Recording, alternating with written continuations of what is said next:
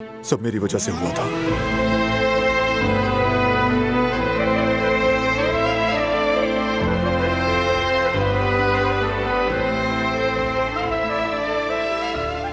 बिल्कुल नहीं। एक माँ का अपने बच्चे को बचाना गुनाह है क्या? क्या गलती है बारान?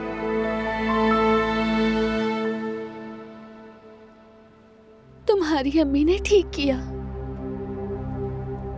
हर माँ की तरह उन्होंने भी अपने बच्चों के बारे में सोचा।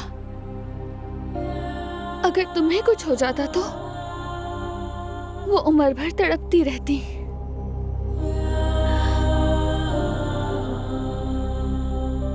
मगर उन्होंने तुम्हें बचाया, इसीलिए आज वो सुकून में है। मैं भी आयतन अम्मी की तरह सिर्फ अपने बच्चे के बारे में सोची हूँ बारान।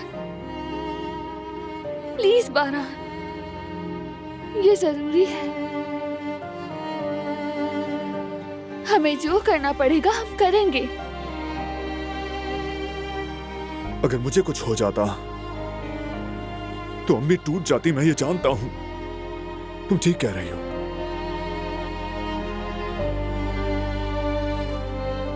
अगर तुम अम्मी को दुरुस्त समझती हो तो मुझे भी समझो।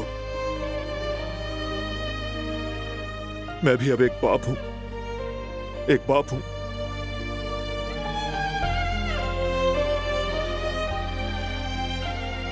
मैं तुम्हें